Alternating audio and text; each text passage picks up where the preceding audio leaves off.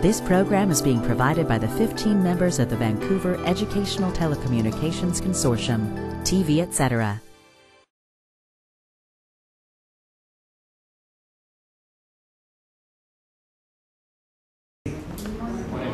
Buenos días, mi gente latinos. ¿Cómo están? Buenos días. Bienvenidos esta mañana. For me, I got here yesterday, took the 4-hour flight, and got here not knowing what to expect. And when I got here yesterday and I got down to the Y and I met the fellas, the guys, it kind of just took me back. Well, you ain't even left home yet. Here's some other guys. They just live here. I deal with this all day in the mayor's office. I deal with this stuff all day. I'm here as a consultant, so through ILJ, through the National Gang Center, with the U.S. Attorney's Office, with different agencies, different U.S. Attorney's offices across the United States. I've been traveling a bit for the last 3 or 4 years. What's made it really nice for me to see is that there's other programs that are actually trying to get off the ground and running. There's actually conversation about bringing people together. There's actually conversation with involving businesses and schools and police to really look at a different way of approaching the aspect of gangs. Usually what happens is that you have a gang situation and it's always going to fall on the lap of the police.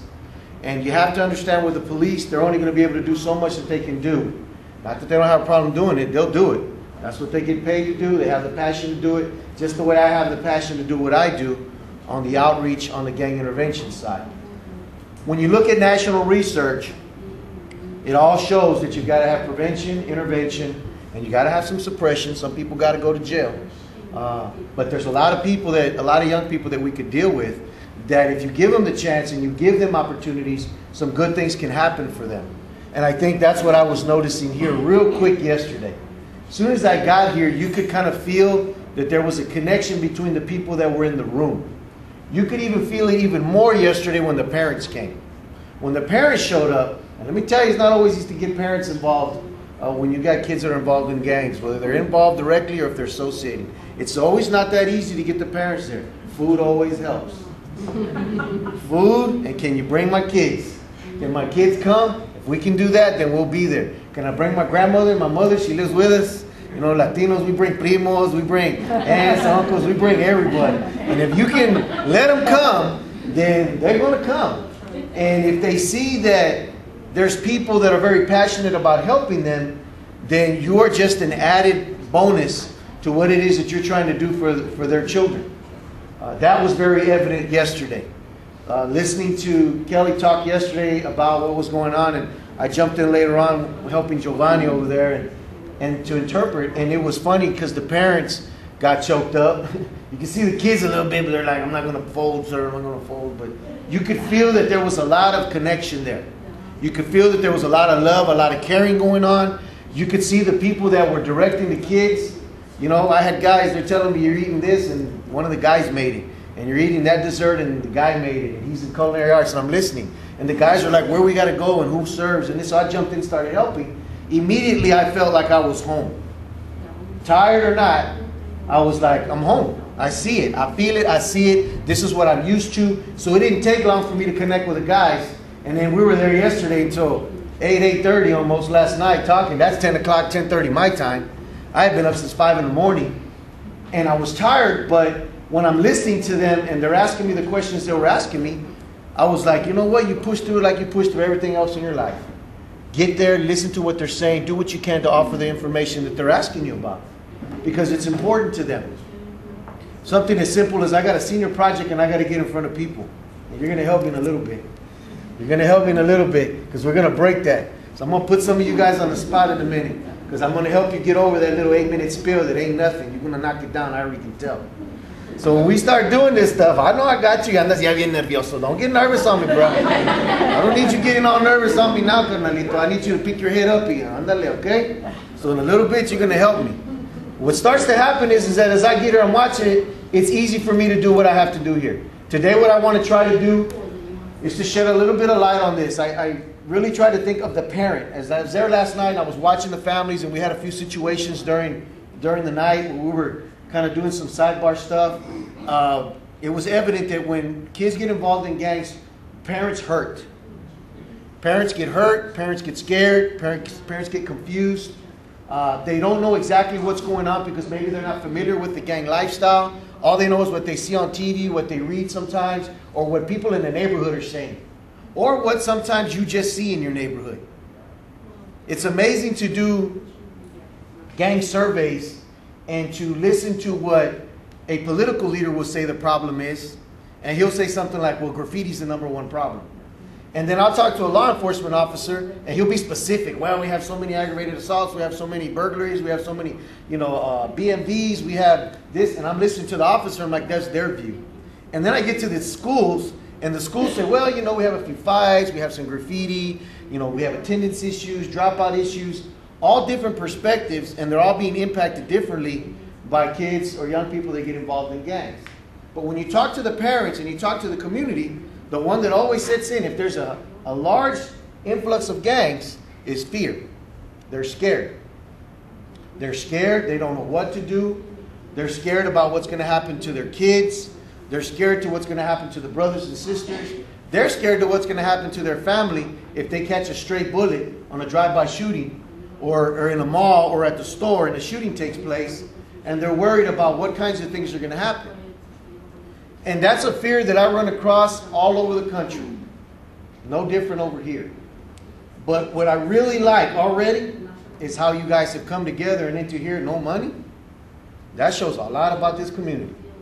That shows a whole lot about what you guys are able to do. And what we always say, even when I was at the National Gang Center, you can do a lot of things with no money. But sometimes, do we want to put in the time on top of everything else we have to do? Because we're all busy, we all have families, we'll have jobs, and we'll have other commitments. But I'm guaranteeing you, if you put it back full fold like you did your own life with some of these kids, you're going to see tremendous, tremendous change. And I've watched it where a community and the reduction of crime drops, or at minimum it contains itself, and it doesn't seem to get out of hand. And if it tries to get out of hand, the community and everybody working together won't let it. I learned that in Houston. We're huge, and we have a real challenge back home because there's 4 million people, 2 million in the city, and it's a very, very large city. But I have to have connections in different parts of the city with everybody that I deal with, from probation to police to schools to families to agencies, to make sure we're doing what we can to impact the situation that they're having in that specific target area. It's a big challenge, and I can't do it without people. So already I commend you for being here. So let's move into this. A gang, I don't know what your definition is here. I have a different one that I use back home, but I tried to really make it common sense for just some of the parents. You're going to have a group of individuals who sometimes may use a sign, a symbol, some colors. Okay? They may be have a name or some other identifiers that they use. That's going to allow them to group, and then maybe sometimes back home what clinches a gang member is if you commit a crime. It's not illegal back home in Texas to be dressed like a gang member and hang out right here in front of the Boys and Girls Club. Now, an officer might see you, he might pull you over and talk to you, but there's really nothing to say that he's a gang member because there hasn't really been a crime committed. But he could roll up on him and check. Happens a lot back home. So with these kids, our law, I don't know what your law is here, but it's one of those things that if you're not really paying attention to it, you can mislabel a lot of kids. And in gang violence, I've watched a lot of kids get shot for thinking they were something. And that's where the kids get lost in the transition. Well, I'm not in it, sir. I'm not in the gang.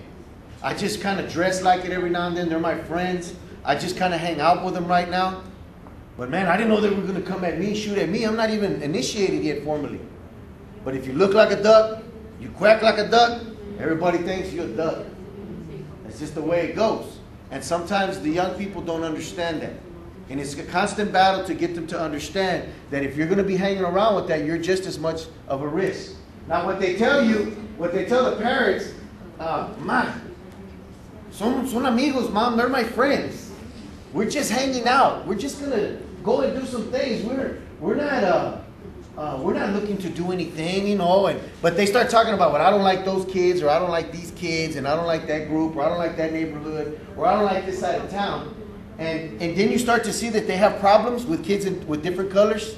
And you're like, what was that? Nothing, man. Nada, nothing.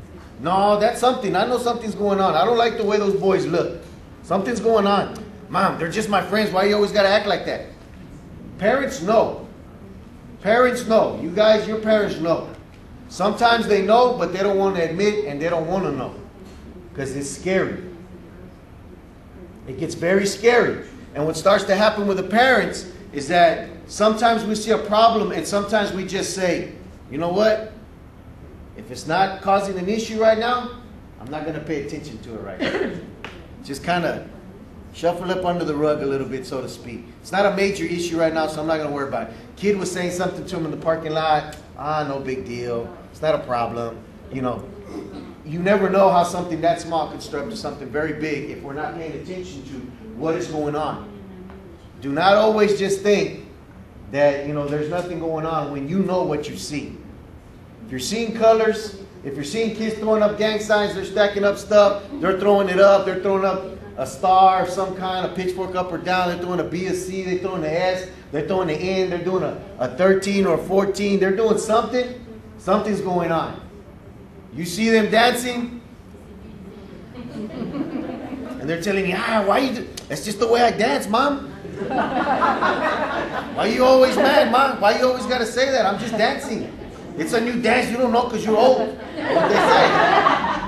And so you sit there like, must be a new dance. No big deal. Must be a new dance. Not a problem. Kids are kids. That's not always what it is. There's always a whole bunch of other stuff to it. Why do they join? Come here, Giovanni. Don't make your face like that. Come here. You have some confidence over here. And then some of you guys at some point, if you need to jump in, jump in. Explain some of this stuff to some of these people here. Why kids? ¿Por qué se meten los kids in the gang? Explícale la problema de familia, family problem. Maybe their family isn't what they want it to be. Maybe they might not have a dad, or they might not, you know, have somebody that's positive in their life. So what they do is they look for acceptance. But I think they just go for somebody that's gonna want it. You know. Lots of times we have family problems. And look that way. Family problems sometimes are a huge factor in the lives of these kids. There are sometimes things that we do in our families that causes issues. We tell them don't drink, but we drink. We tell them, you know, don't do bad things, but then we end up in jail. We tell them work out your problems, but then as parents we're screaming and yelling at each other. Sometimes we get to the point where we're actually getting physical and fighting. And so we say do all these things, but then we don't role model. We're not role modeling it. Okay? And then what happens is that the kids are watching this. Some kids don't want to come home because of all the drama. Because there's so much stuff going on at home, they don't want to be there. It's the same like a marriage. Husband and wife, working all the time. And the husband's like, man, she never gets off me. She's texting me and calling me, where are you? And she knows I'm at work, and man, golly. And then the husband sometimes does what he does. And then after a while, it's like, I'm not going to be home tonight, I'm going with the fellas. I'll be home later. And you're like, what? You're going where? You're not going, you're coming home. You know, after a while, y'all get on each other's nerves to the point where you're not, I don't want to come home. It's the same thing with these guys when they're in that world. When there's something going on at home that doesn't sit well with them, and they already don't feel like they have any power because they are the child, and they don't know anything because nobody allows them to speak sometimes. Sometimes it takes them to wake us up, and sometimes it takes us as parents to wake each other up. I grew up in a family like that. And only one thing happens, or two things happen, but one, the negative. Giovanni could grow up seeing his dad do certain things, if he has one. You know, and if he doesn't, then how can you expect him to become a man if he has no role model? How do you expect a young person? When I was growing up, to me, a man was have money, nice car, and a lot of women. That's what it was. So if you could go to the club and do what you had to do at the club, and you could have all the women you wanted, and you could dance with any one of them that you wanted, and you had money in your pocket and a nice car, you were successful. You were a man. You got your own place, even if it was a rundown apartment, but you got your own place. That was a man. It took me a long time to understand what a man was. These guys, sometimes they don't get that shit. So what happens is, I don't want to be home, so let me go outside and let me find where there's some other friends or some other guys that will take me for who I am or who I'm turning into. And they resort to maybe thinking about joining a gang. It doesn't just happen with gang members. Let's take it to the average kid who doesn't want to be at home and all of a sudden seeks out alcohol or drugs. Sometimes seeks out, has depression issues, and we talk suicide. We start talking about not having no help for homework and not understanding because maybe my parents don't speak English, and so the problem of them trying to get me to understand what I have to do in school, there's no help. So why ask them? So I don't want to ask for anybody because my family taught me, you have a problem, fix it on your own. When really, they needed to be able to come to you, but you couldn't give them the proper direction because you don't know how to get around in this world. And so we leave it up to them. Very, very, very difficult for them. So they have to start looking at stuff. Speak on the terms of protection. Why would somebody get involved in a gang for protection? Well, let's say somebody was kind of like bullying you or just beats you up. You're going to want somebody to back you up. So by joining the gang, you'll have that backup. How many members could you actually have in a gang? How many members? If you're by yourself and you see something, do you young people look at, man, who's the biggest clique out here? Who's the biggest gang? How does it go? How does it happen? I don't know, just anybody that's going to back you up, I guess. Okay. What happens is many times kids, when they come into a school setting, I'll take a school setting and use that. Don't walk in. If they have any idea what gangs are about, they're going to check it out. Right, fellas? You walk in, you're new to a school, it's like, let me see how many guys like what I like, and then let me see who don't like them, and then let me see what it's like. Do I join it because it's real big? Because they got my back, or do I kind of be quiet and watch it so nobody knows what I really claim? Because if there's more of them than there are me, what you claim? You don't hablas, you don't speak. I don't claim nothing. Sometimes it starts to become survival if you're in a gang, in just a school setting. If it's a community, you're new to the area, you got to learn the community. Who's who, what's what. Where do you go, where don't you go? You read the graffiti. You read the graffiti, you get on MySpace, you talk to people at school, you talk to the other kids at school, and you start to learn. And so after a while, if you are one of those kids that's getting bullied, and you're not really good with your hands, and you might be. You'd be real good with your hands. Now everybody wants to get you, but they're not fighting fair anymore. You got hands, you beat everybody up. And then the other guys are like, we're going to have to go at him. A little bit different, because he knows how to fight. So different things, different dynamics start to play out, but protection is a huge, huge factor. Family or neighborhood tradition. How many of your family members or friends or cousins or primos have this situation where somebody before them was involved in a gang? Couple. There's a situation where you have family members have passed on this information for years. They pass it on. If you're a police officer or if you're a teacher, and that's very right here for you, you know, it's probably in the genes of your children that they're going to want to follow your footsteps, right? Probably. So if there's a gang member, a father who's a gang member, chances are that's probably the only thing he's going to really be able to give him. May not want to give it to him, but if he's still caught up in the dynamic, it's going to happen. If not, there's nothing else to give. And for a father, I'm going to use myself as an example. As a father, when I had my son, July 4th, 1991, at 6:15 in the evening, I was scared. I'm 24 years old, just started working, kind of legitimately working. I was like, I got this little guy, and I'm like, my biggest concern was, what am I going to teach him? What am I going to teach him? So that when he grows up and gets big, he's going to be successful. He turned into an athlete. I was an athlete. He turned into one. As much as he says he doesn't like what I do sometimes, he understands what I do. When we've been going through all the college preparation stuff and some of the surveys that he's been given, he's just like me. He just doesn't get it yet. He doesn't get it yet. I play basketball. He's playing soccer. He's right now about, if it plays out, I'll know next week, if it plays out, he's going to end up at the same school I went to. How ironic is that? And when I was there at the school, I didn't like the soccer team. And he's going to play soccer. So it's funny how this stuff pans out. So we pass on stuff to the kids. So when you have a neighborhood tradition and you have the family and it's in that area, what do you think people are going to be looking at coming out? I got neighborhoods back home in Houston. As soon as you walk out of the door and come down the stairs to the courtyard, the gangs are right there. And they know everybody. It's their job as gang members to know everybody. It's always their job to find out how we're going to recruit, how we're going to bring people back through. And I have parents who won't even come outside. They let their kids run around everywhere. No supervision. 8, 9, 10 o'clock at night, 5, 6, 7, 8-year-old kids running around with no supervision. What is that? And then you wonder how they get involved in a gang. Then we wonder why they get the mentality that they get. How does money and your friends play into this whole thing about being involved in a gang?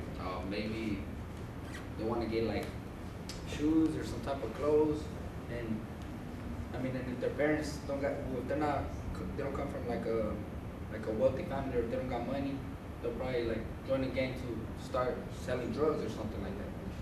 What types of drugs get sold, and how much money can somebody make if you're in a gang? I really don't know about that. Who's got an idea over there? How much money can you make? $100, $200 a week? No sé si usted allá. $100, $200 a week? How much? More? $1,000? $1,500? It depends on what you sell. So when you have no money and the gang has the opportunity to make $500, $1,000, $200, $300, what do you think they're going to do? They're probably going to flock that way. Some of them. Not all of them, but some of them. So it's a possibility. And once you get caught up in it, let me tell you, you're a young kid, you're making that money, it's not hard. It's hard to say no, especially when you didn't get caught. Because you think, I'm never going to get caught when you're young, right guys? You're never going to get caught. They're Superman. They got kryptonite. Ain't nobody going to get them. No, the cops are never going to catch them. The police are never going to know nothing about them. The school's not going to catch them and kick them out. Nobody's going to know. And so they keep on going. And even less with parents. Even less with parents are we going to find out if our kids are involved in gangs. And then the last one, I got kids tell me all day, Vic, my family's cool. My mom loves me. My dad's cool. He works hard. They work hard. They take care of me. Everything's okay. But I wanted to do this. Had nothing to do with nobody. I have back home well-to-do kids. Kids with money who get involved in gangs. The similarity between a poor family and a rich family is that both of them work their tails off, but down here they have to, up here they choose to for whatever reason, and it's usually these people down here taking care of the kids over here. So I got Maria taking care of somebody's kids whose family works at BMW. True story, I had two family members work for BMW, high up BMW representatives, and their kid was involved in a gang. A's and B's. He was an Irish kid, hung out with a bunch of blacks and Hispanics in the neighborhood, and was involved in a gang, got put on probation, eventually did something dumb, and then they locked him up in the state prison.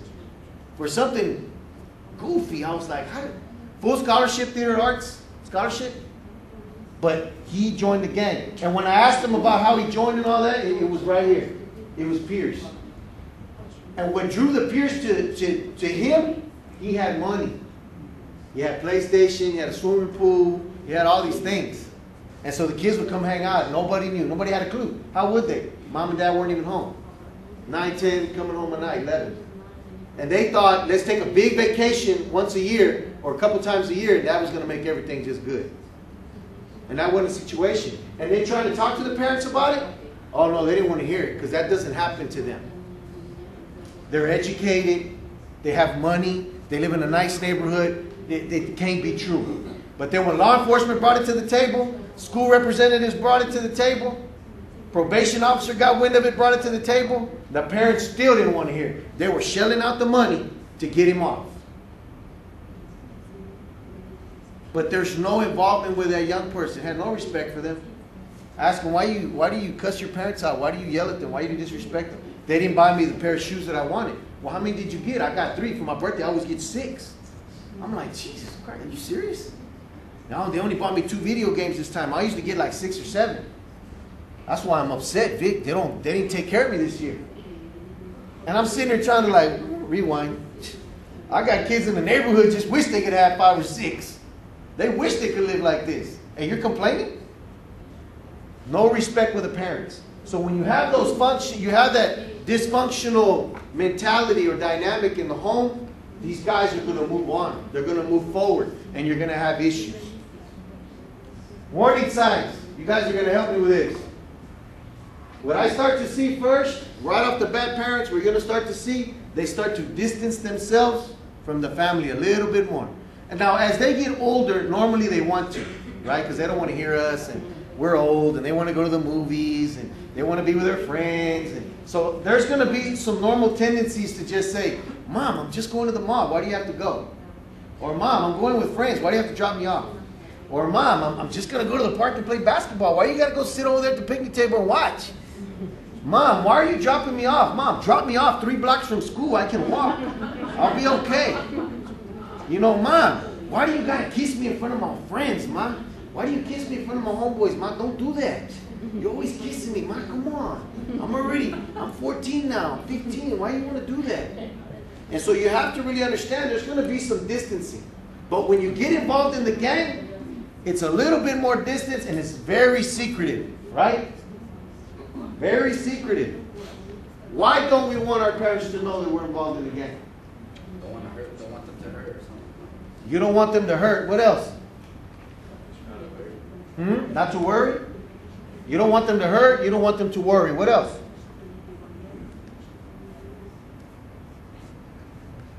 You don't want them to know your business? Because you're getting older? Because you're turning into a little man? I want nobody to know my business. Soy hombre, ya. I got it. I don't need nobody in my business. That happens. But what starts to happen is that you start getting those phone calls from Mr. School Person and says, you know, Mr. Gonzalez, I want to talk to you about your son. We found a few items on him. And we found some gang graffiti, some writings, and it had some crowns and some pitchforks, and it had a bunch of lettering, and you know, we found a red bandana on him, and you know, it was in his back pocket, or a blue bandana, or we found a belt that matched the bandana, that matched the tinnies, that matched the shirt, that matched the hat. And then he had some tattoos that he's been drawing on him with marker. And did you know he has a real one? Did you see it? And the mom's on the phone. What do y'all say? What do y'all say when the school calls you and they're telling you all that? What do you say? Not my son. Not my son. Police officer comes knocking on the door, and you're like, hey, the police are here. Did you do something wrong? I did nothing wrong with someone. What do you mean they're here? And they're knocking on the door. And the police officer comes and says he's looking for your son and wants to talk to your son. And immediately what do y'all do? Some of you moms, tell the truth. What do y'all do? One will drag, the other will say, well, he's not here right now. And if you hold on just a minute. Don't come home, boy. The police are here looking for you. I watch it happen. I watch Big Brother peek out the window. Hey, don't come home, fool. The cops are here, dog. They're looking for you. I watch how that goes. And they can tell you, these professionals can tell you that they see these warning signs on you, on your child, and you will say, no, not my child. No, can't be. We go to church every day. He's here every day. There's no way he could be in a gang. You know what y'all's parents do sometimes, fellas? They cut for you all day long. Why? Because you're their child. But why are we wearing these colors? Okay, why do we put the colors on? Why, Joanne? Represent the gang. Represent the gang. What else?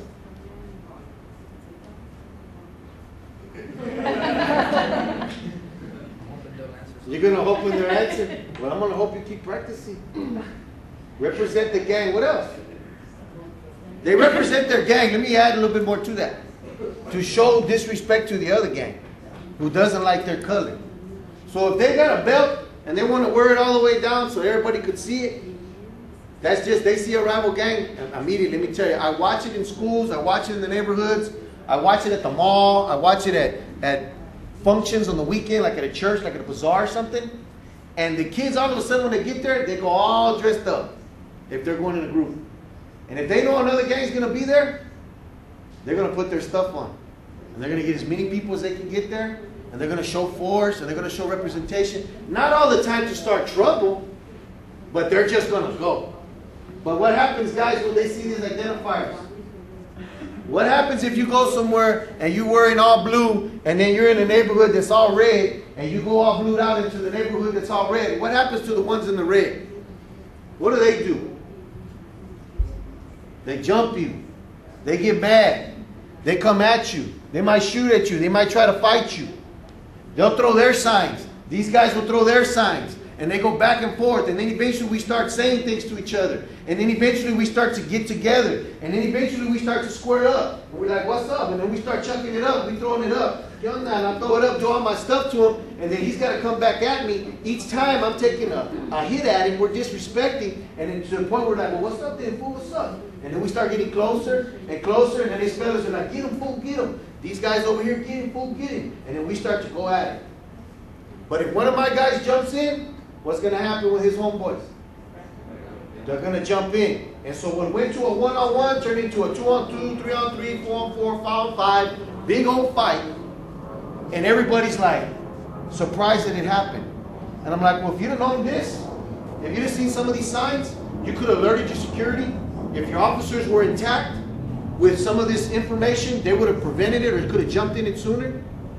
If it was a location where you know the community is going to come and there's a risk for this type of activity to take place and you didn't plan for it, you need to plan for it to be on the safe side.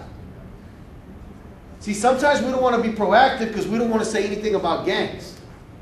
I don't want to say gangs in the school. I don't want to say gangs in the community because that could hurt us.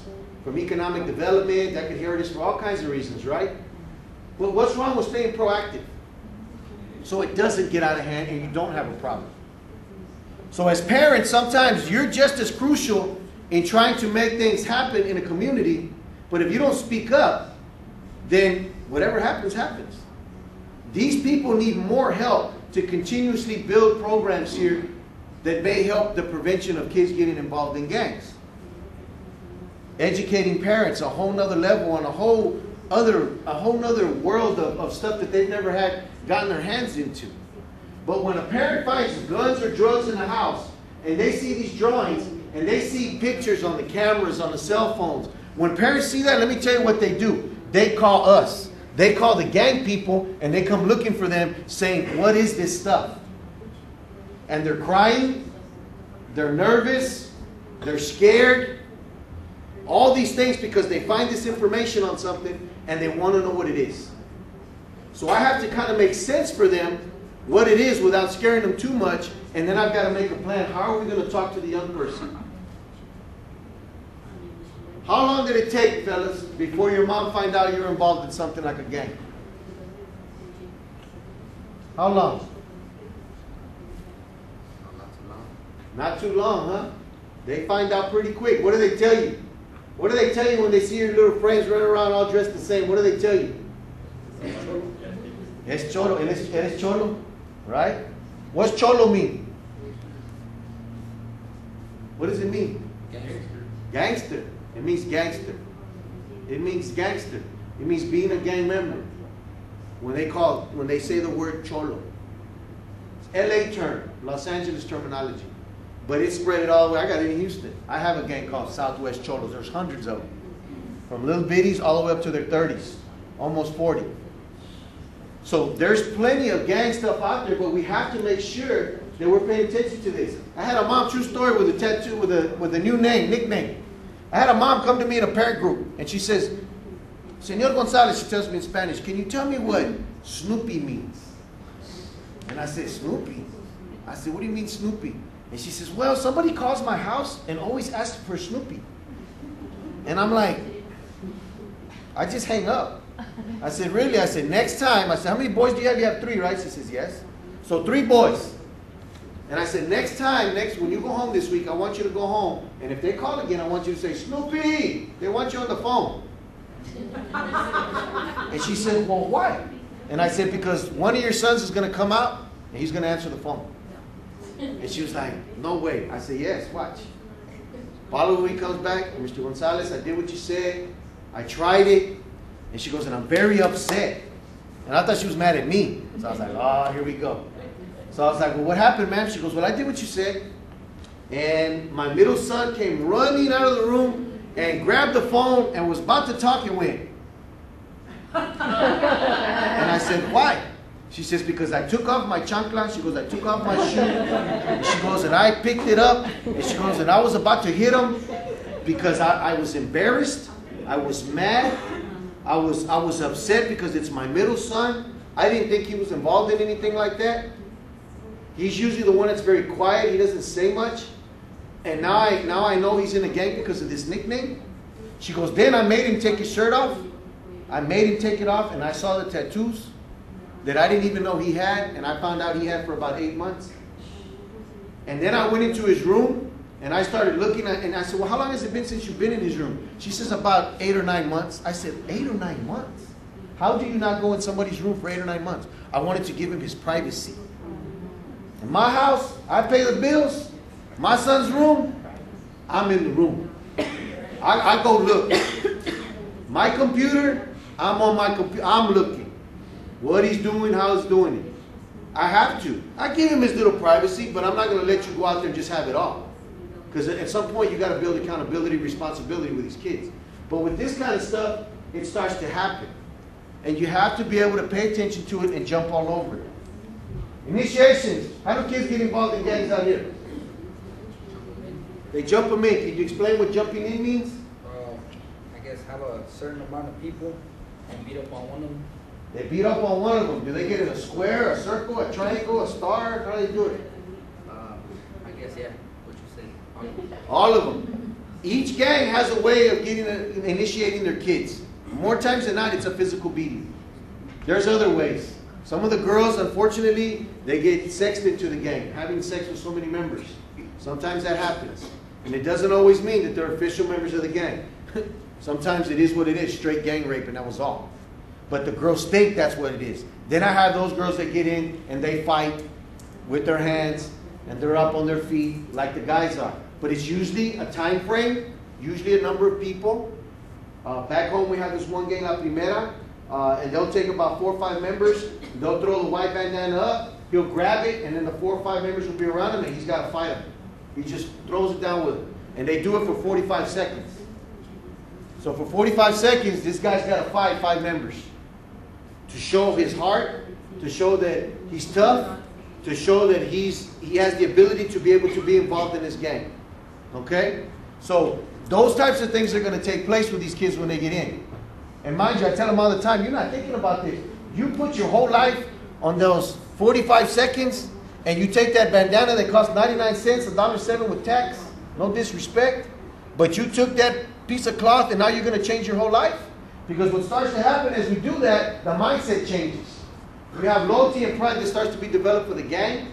You start to see his priorities are going to change. Family is not going to be as important as it once was. Not that he doesn't love them, but the mindset is going to change. They're going to start getting involved in more things that are a little bit more aggressive, a little bit more violent. The gang activity is going to increase. Because if you're not putting in work for the set, what happens? Check you. They check you. It means that they question you. It means that they're asking why. And they turn around and say, what is it that why aren't you doing this?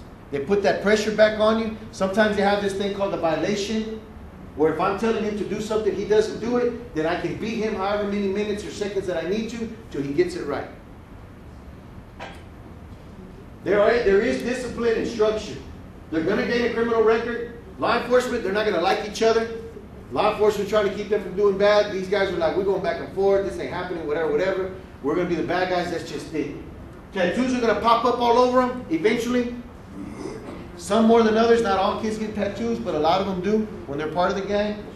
Alcohol and drug dependency. I haven't met too many gangs where there are drugs and there are alcohol present. Add the weapons to the gang, and then you have the violence. So it's not something that that more times than not comes hand in hand. Okay? And employment skills and opportunities. Who's going to want to hire somebody who has felony records, who really doesn't like to take any discipline, who doesn't like to be told what to do? Sometimes employers do not want to take a chance on them.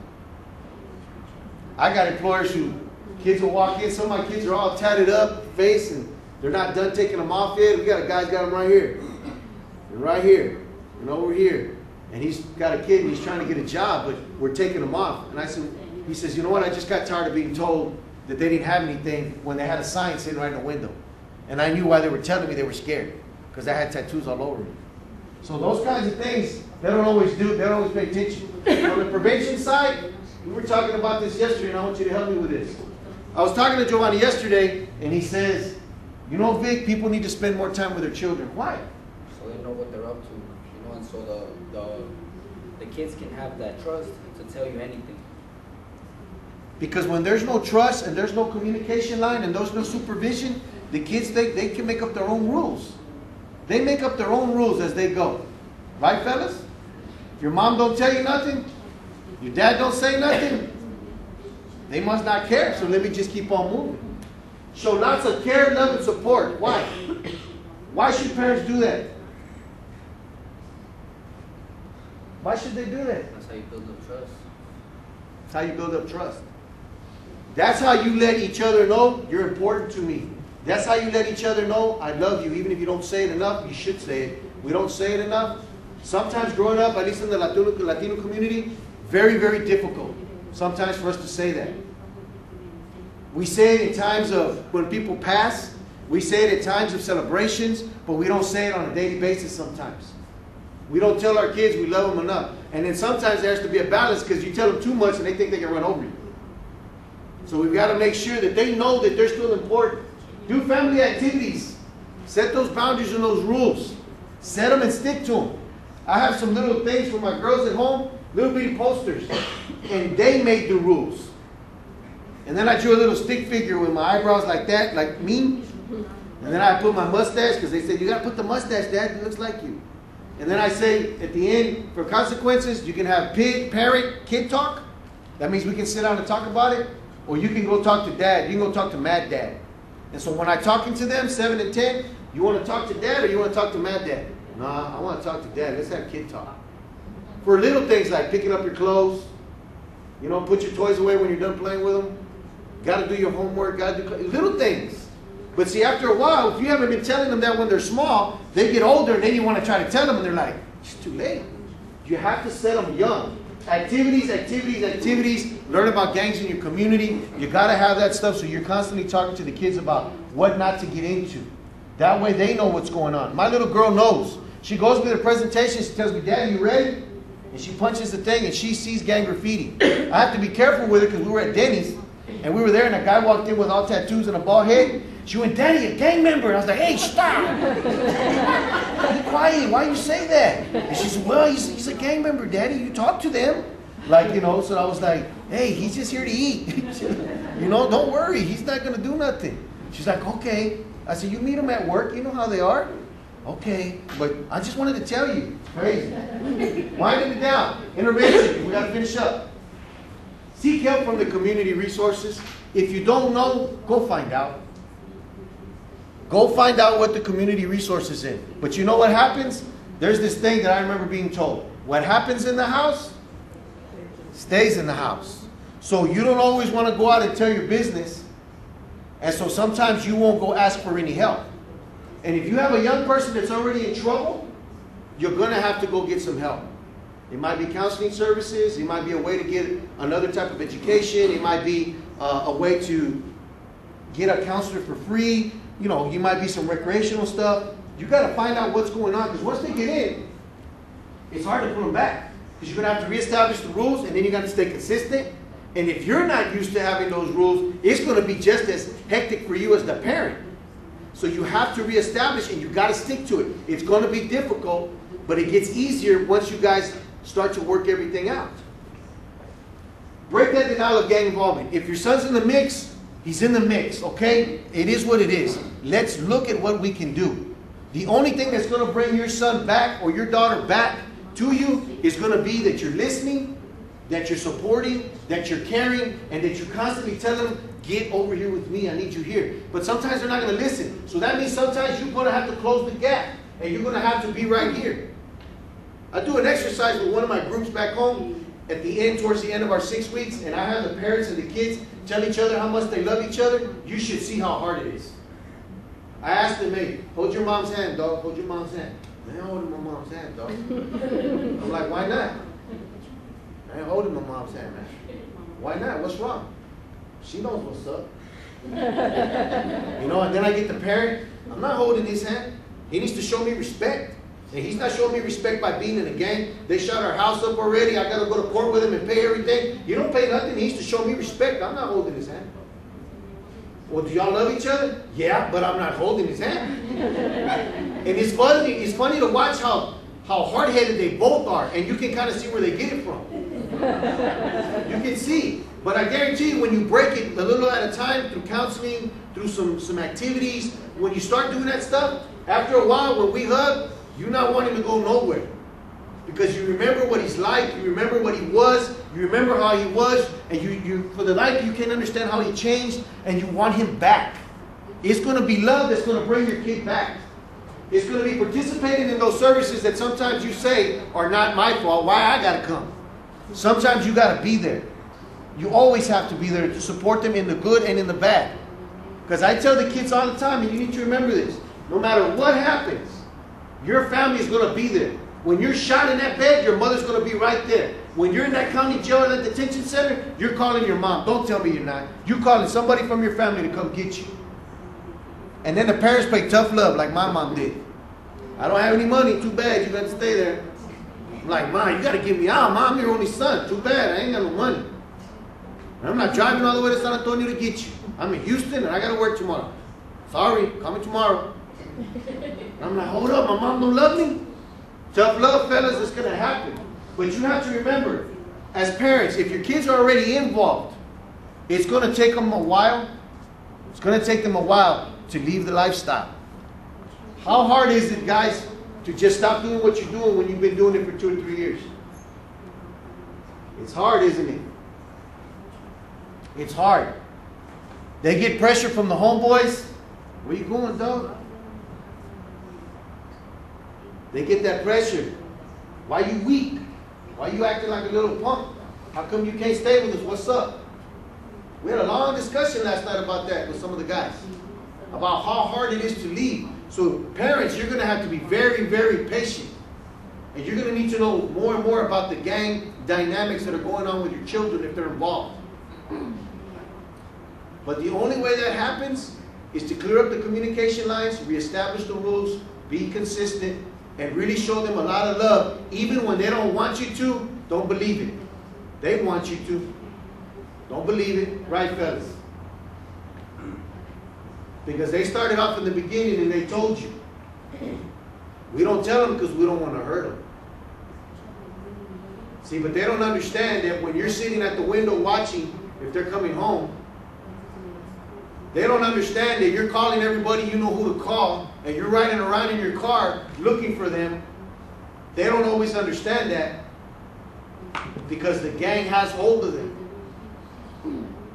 And there is a time that they think about you. Don't think they don't. There is a time where these guys think about every wrong thing they do. Some of them can't even sleep. Right, fellas? It's just hard to leave the lifestyle, so you're going to have to understand as a parent, when you're intervening in a child's life like this, you got to be patient. You've got to listen. It's not time to be authoritative. You got to listen this time. And you got to step back and see, okay, what do I need to change? What does he need to change? You might have to get him somebody in the middle to help you to bring it back and get it back on track. Because it does take a while. We covered that, so I'm not even going to go there. I want to thank you guys about, Kelly, for bringing me here and allowing me to get this way. If there's no questions, yes, ma'am. When you try to get out of the game, is it unusual to get beat up or harassed or even worse, try to get out of the game? Y'all want to talk about it? Y'all want me to talk about it? How hard is it to get out of a game? It's really hard, isn't it? Some say it is and some say not. Sometimes you got to get beat out, triple worse than you did when you got beat in. Sometimes you may be able to go back to the gang and say, hey, I did my time, I'm done. They might let you go. Sometimes you're going to have to relocate. You got to move. Sometimes you're going to have to fade away. That's the one I suggest the most. Little by little, get involved in something that's going to allow you to eat up the time that you had with the gang and reconnect with your family. Sometimes I got guys that are on drugs they know it, and they don't want to realize it, and it's time to make a move. And for 90 days, I put them in a treatment program, get away from the neighborhood, and then I transition them into something else, and then into something else. By the time I know it, there's a year going by, and he's a different person. And he allowed me to have a reconnection with the family through the counseling services. Again, that's why you got to participate. You can't be mad at them for putting y'all in a situation. Y'all put yourself in that situation. Everybody has a part in it sometimes. Sometimes I meet some great parents, done everything they know how to do, not your fault. But sometimes you were way too lenient. There has to be a good balance. Okay? So you have to understand, this is why we have to listen, because the gang dynamics, I don't know what they are here, but you have to be real careful with it, because there's some gangs back home. I have to coach. You have to make a plan. You have to have your support system, and you've got to talk about it periodically, and you're going to have to talk to him, because he's going to need to guide you. No, Mom, I can't do that. No, Miss Kelly, it ain't going to work like that. Miss Kelly's husband, you know, I know you're a cop and all, but, you know, Miss Kelly, I ain't too comfortable right now, but it may not work, you know. You're going to have him help you. But in order for all that to take place, they got to be ready to do it. And it's a constant struggle in their head to say, do I do it or don't I? And I'm going to tell you already that they're involved what they're involved with here, with Kelly and all the folks that are here helping. That's a huge, huge step. So be patient with them, because they battle with it with themselves, because maybe they don't like it, but they also battle with it because of their family. It's a constant battle to try to figure out how they're going to do this. Any other questions? Thank you guys very much. Giovanni.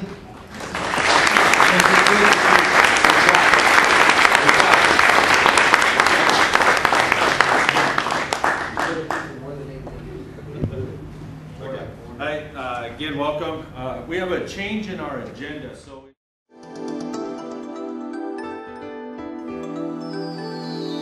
This program is being provided by the 15 members of the Vancouver Educational Telecommunications Consortium, TV, etc.